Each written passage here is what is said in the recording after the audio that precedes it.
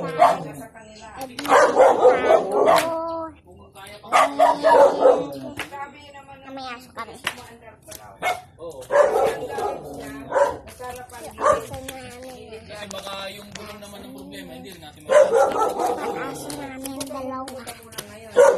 Ang si Blake, yung sa taas. Papakita ko kayo mamaya. Ayan o. Tapos, Ito pa aso ni Jose. Ito mami ko. Ito si Blake yung sa taas. Sa yung bahay namin. O, ito bahay namin. Bahay Linola. O, yan. Pupunta tayo sa playground. may pinamahan kayo doon ano eh. meron dito. Kaya kung ano po yun, kasi yung mga nasa opisina ako ganyan din. Ito guys, ito yung playground. Kasi mo tayo na si Tito Pro. O, yun o. Matay siya. Nakakita niyo ako. Nakakakit ako. Nakakita na siya sa akila.